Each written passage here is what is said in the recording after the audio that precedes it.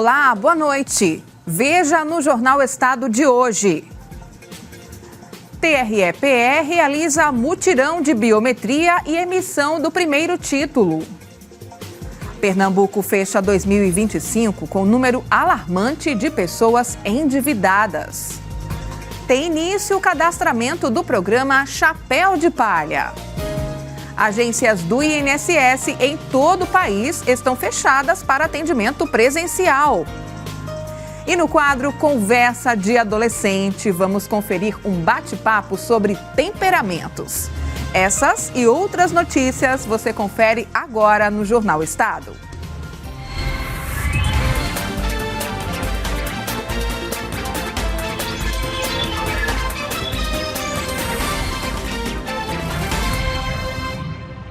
A gente começa o Jornal Estado de hoje com um alerta para os eleitores que possuem pendências com a Justiça Eleitoral. Começa nesta quinta-feira o primeiro mutirão de biometria de 2026 em Pernambuco. Todos os cartórios e postos de atendimento estarão abertos em horário ampliado.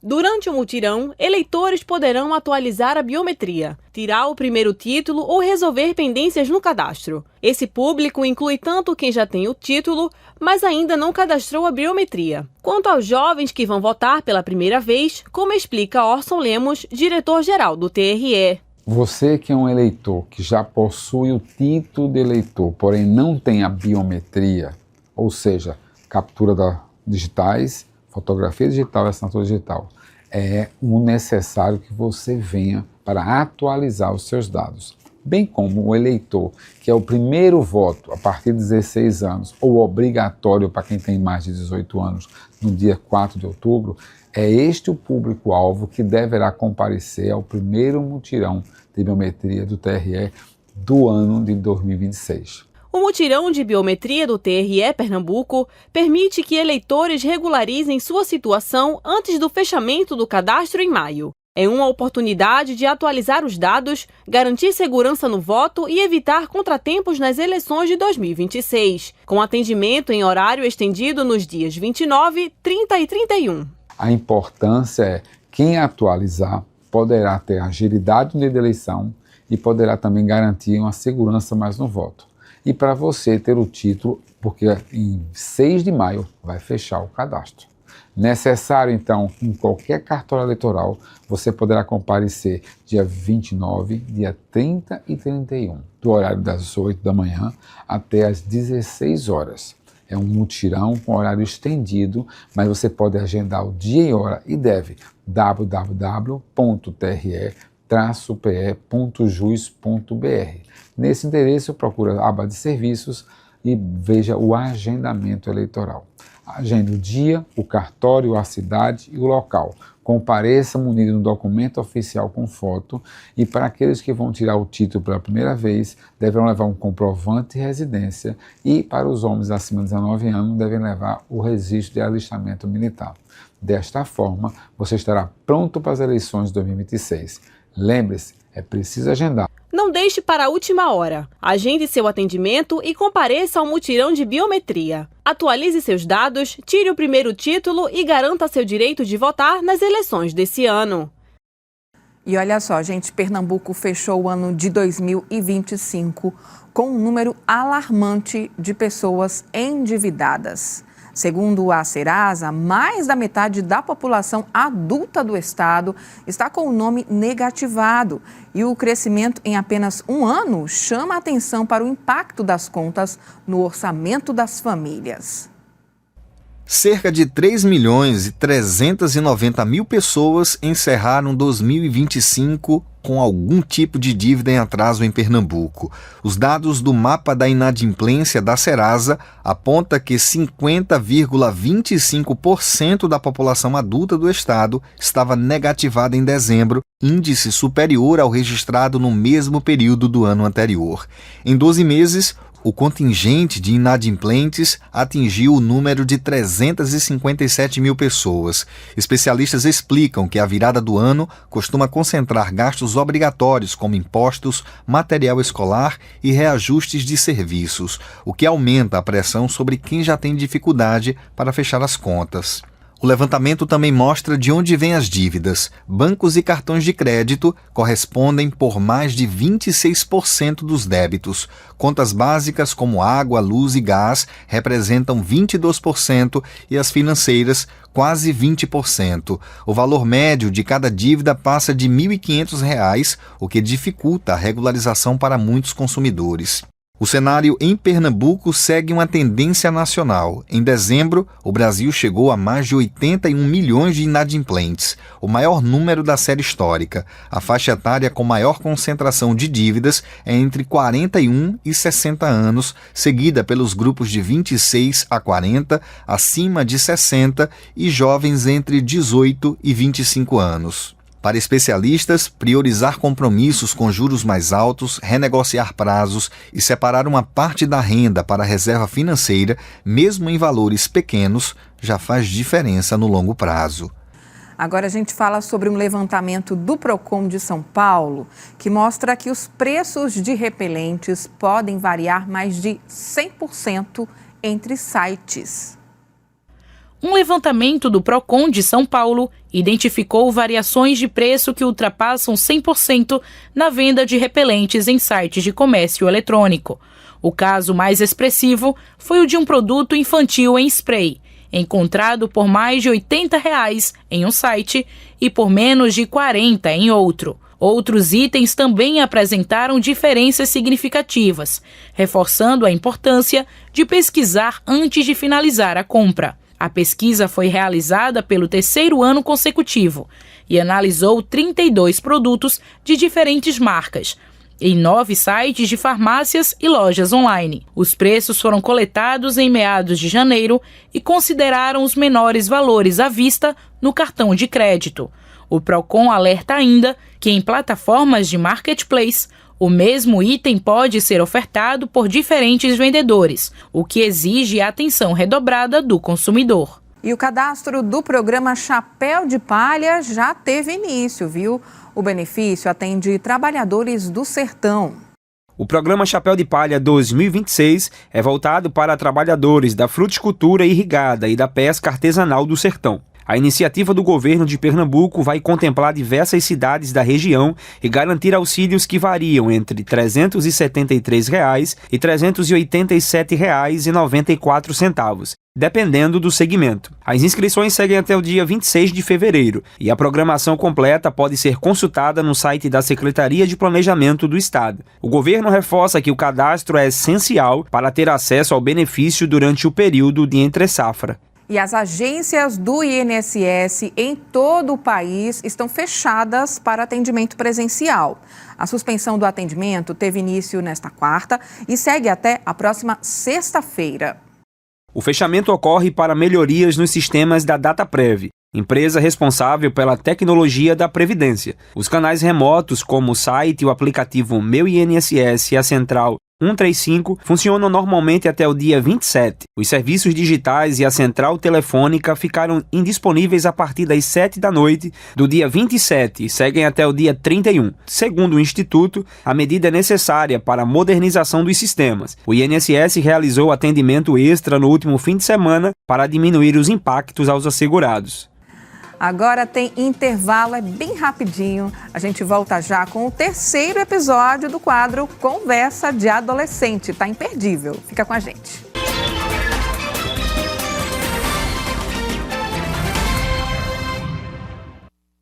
Já estamos de volta com o Jornal Estado de hoje e vamos direto com Josias Ricardo em mais uma Conversa de Adolescente.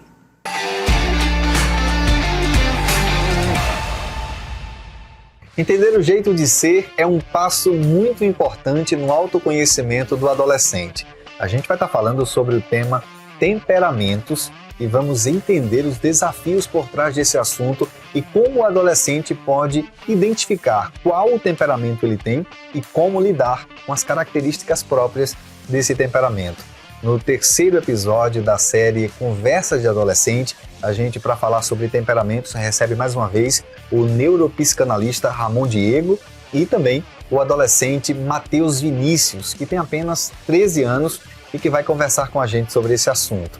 A gente vai iniciar esse bate-papo com o Matheus Vinícius perguntando Você já parou, Matheus, para pensar sobre qual é o temperamento que você tem e se em algum momento do seu dia esse temperamento ou essas características desse temperamento se fazem presentes ao ponto de você perceber que é de fato aquele o temperamento que você tem? Sim, de vez em quando eu percebo que eu sou uma pessoa muito calma, quando principalmente eu debato de frente com os problemas. Eu percebi faz um tempo já e que eu sou uma pessoa muito calma, assim, quando acontece algo, quando acontece algum problema, que muitas vezes a pessoa, como é que eu posso dizer, a pessoa passa dos limites, assim, não fica calma, mas quem me conhece sabe que eu sou uma pessoa muito calma. Quando, por exemplo, acontece uma situação e muitas vezes tem muita gente que eu conheço que começa a se desesperar, assim, eu falo calma. Você não se desespera? Não, eu falo calma, o povo até fala, poxa, Matheus, como é que tu mantém a calma assim, a esse ponto? Mas eu percebi que sou uma pessoa muito calma. E isso foi da adolescência, assim, a partir do momento que eu comecei ali a fase da pré-adolescência. Diz uma coisa pra mim, qual o temperamento que você se define hoje, dentre os 4 conhecidos? Fleumático. Você acha que é fleumático? Sim. Pessoa fleumática. Ramon, ouvindo aí a fala do Matheus Vinícius, eu queria que você nos ajudasse a entender quais são os temperamentos que hoje a ciência ela estuda e, frente a essas colocações que o Matheus ele fez e a identificação que ele faz, ele de fato é fleumático? Perfeito. Foi muito bom, Matheus falando sobre isso. Sim, se ele estiver dentro desses padrões, sim, é o fleumático, que ele é mais calmo, é mais tranquilo. Eu gostei muito, quando o Matheus estava falando, que muitas pessoas se desesperam, ao redor, Não, o Matheus, mas ele fica mais calmo, não é isso, Matheus? Tem pessoas que, me permita dizer, querem destruir, querem atacar. Matheus não, Matheus é aquela pessoa mais calma, sim. Mas, por outro lado, existem outros temperamentos, Por exemplo, existe o colérico, o sanguíneo, existe o melancólico, e para isso o adolescente, que é o foco, é você, precisa conhecer que tipo de temperamento ele é. Por quê? Porque isso vai influenciar muito a sua vida, não só no presente, mas sim também no futuro. É bem interessante. Matheus, agora voltando para você, tem alguma característica aí do teu jeito, do teu temperamento, que às vezes te ajuda, mas em outros momentos aí pode até te atrapalhar ou te atrapalham? Você consegue identificar dentro desse seu temperamento?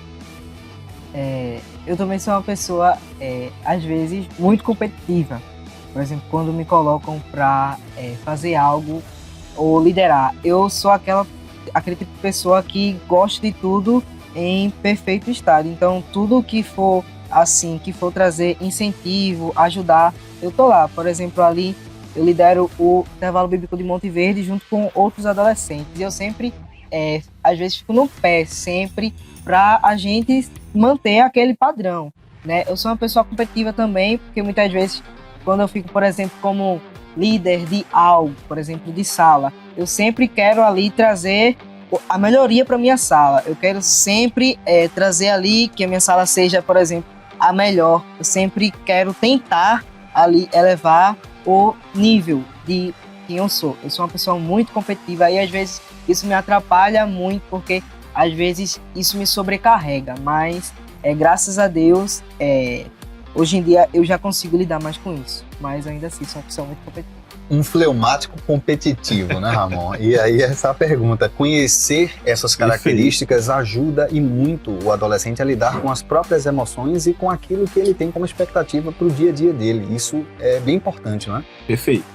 É justamente isso que nós estamos tratando aqui. O adolescente ele precisa conhecer o seu tipo de temperamento. A chave principal do que nós estamos falando aqui é autoconhecimento. Porque a gente sabe que o adolescente ele tem aquela tendência de ser mais explosivo, impulsivo. É aquele tipo de pessoas que ele responde uma pergunta muitas vezes sem pensar naquilo. E isso pode causar um grande problema.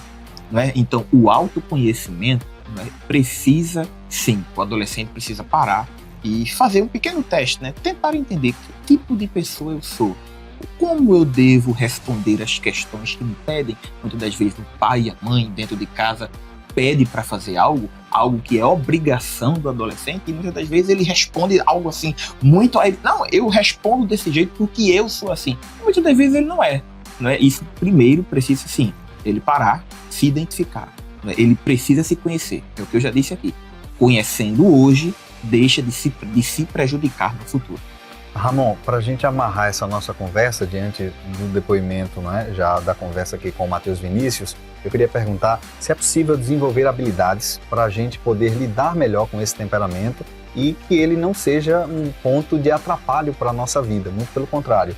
Conhecendo, a gente desenvolva as habilidades necessárias para lidar ali com as oscilações desse temperamento no dia a dia. É possível desenvolver essas habilidades ou não? Perfeito, sim, é possível sim.